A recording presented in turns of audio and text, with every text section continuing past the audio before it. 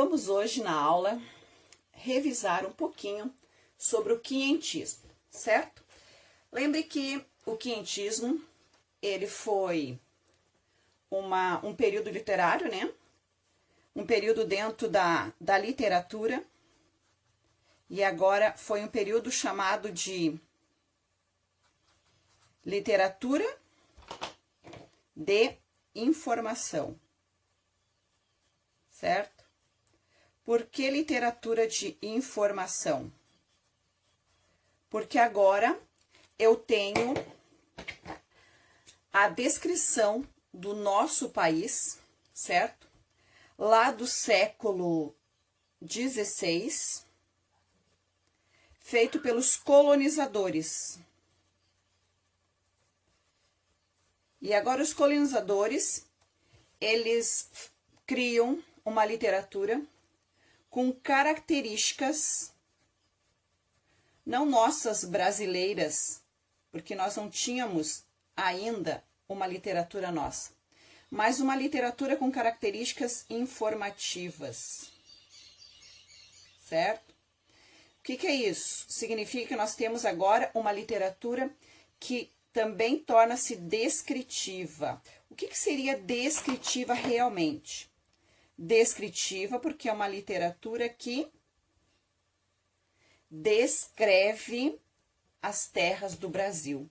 Então, isso nada mais do que relatos. Relatos de quê? De viagem. Se são relatos de viagem, e aí você tem agora uma literatura criada pelos colonizadores do nosso país, do nosso Brasil, certo?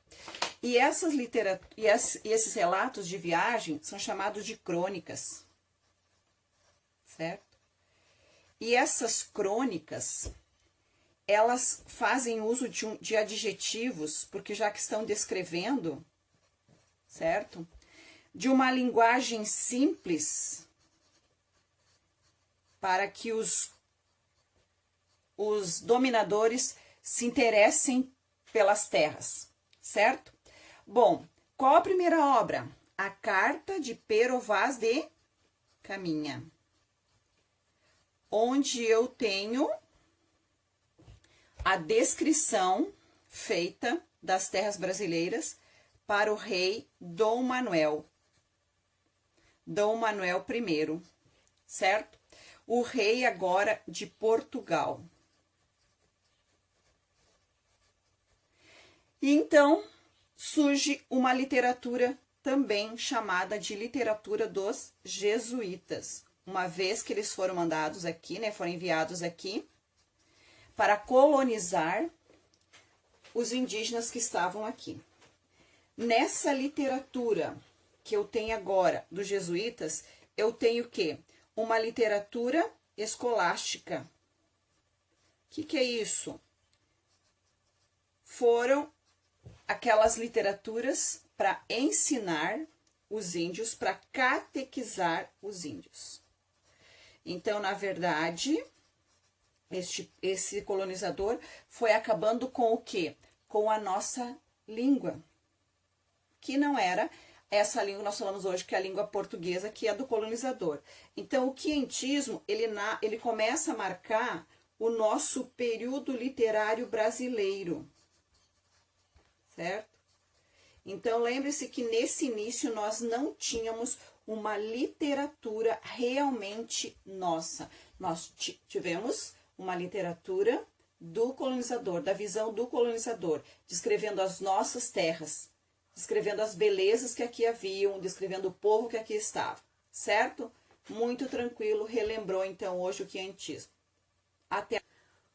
Continuando então a nossa revisão, vamos agora retomar o classicismo. Na aula, ou melhor, na revisão anterior, né, você revisou o quinhentismo, que foi a nossa literatura de informação, contando o início da literatura no nosso país, que não foi a visão do povo brasileiro, mas a visão do povo português, que foi o colonizador. Aí o próximo é o classicismo, que ele foi um movimento cultural que fez parte do Renascimento, certo? O que foi o Renascimento? Vamos relembrar. Esse Renascimento, como o próprio nome já está apontando, ele era um retorno a quê? As formas da antiguidade clássica, certo? Bom, quais seriam esse retorno à antiguidade clássica? Seria o retorno às formas, certo? E aos temas. Por isso nós temos aquela imagem bonita, né, na escultura com as formas dos heróis gregos, certo? Esse foi um período da Idade Média que durou cerca de 10 séculos na Europa, tá? Lá pelo século V até o século XVI. Foi um período longo, certo? Bom, mas aí eu tenho desenvolvimento, um desenvolvimento científico. A ciência se desenvolve muito nesse período, certo? E também um desenvolvimento cultural. Uma vez que esse desenvolvimento ele dependia de quê? Que a Igreja Católica, que era muito forte ainda, e que exercia influência política e socioeconômica em toda a Europa, ela aceitasse, né, desse esse aval então.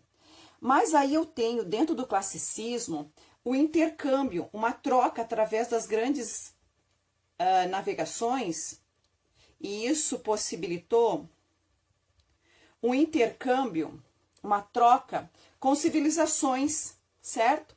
E essas civilizações da Ásia e da África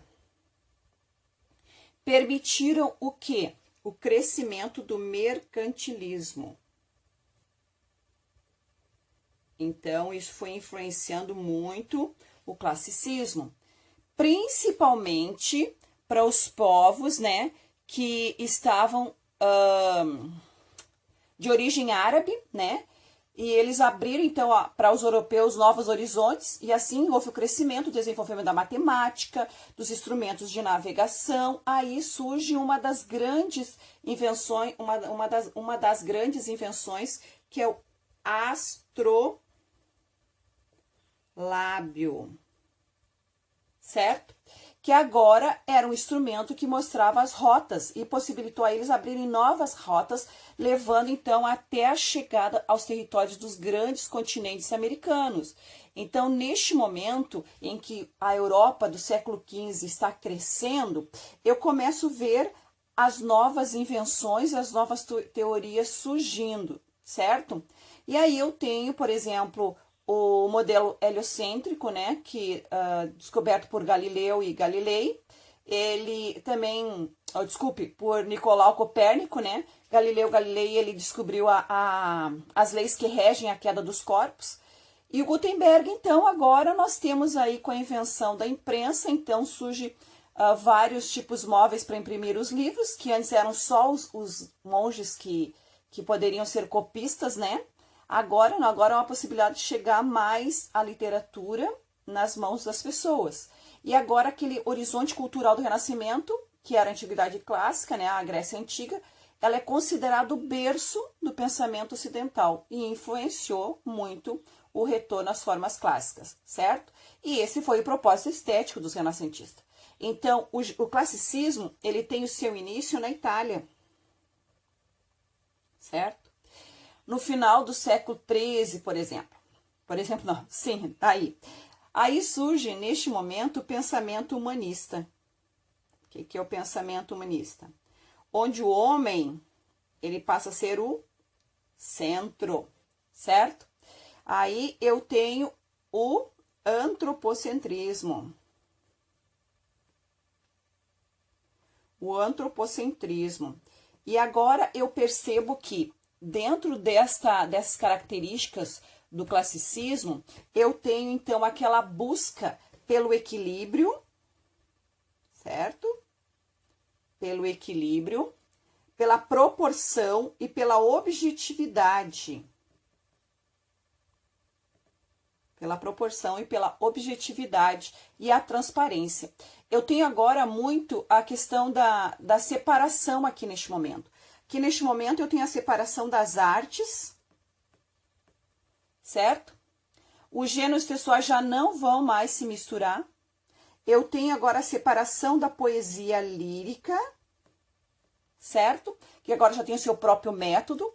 E são características que não devem ser confundidas com aquelas, por exemplo, da poesia épica ou da dramaturgia, por exemplo, certo? A questão da beleza é muito pertinente, da beleza grega, né? Pela proporção e pelo equilíbrio das formas na arte. Eu tenho o neoplatonismo, eu tenho os temas de mitologias grego-romana muito forte, eu tenho a valorização da razão. Uma vez que as grandes descobertas, que o crescimento da ciência, da cultura, possibilita o quê? A valorização da razão, da racionalidade, certo? Em oposição àquele sentimentalismo e do universal em detrimento daquilo que é particular. Então, o foco realmente que eu preciso gravar bastante com relação ao classicismo é que o homem passa a ser o centro, certo? Agora, nas obras, eu tenho mais equilíbrio e objetividade. Agora começam os gêneros, começam a se separar aqui, né? Não há mais a mistura agora aqui. A razão passa a ser o centro das obras dentro deste período, certo? Então, o classicismo foi uma estética, né? De quê? De transição, certo? Entre o que era medieval e o Renascimento. Muito interessante, você relembrou, certo?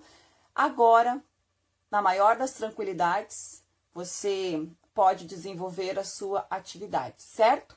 Um abraço e a gente se fala na próxima aula.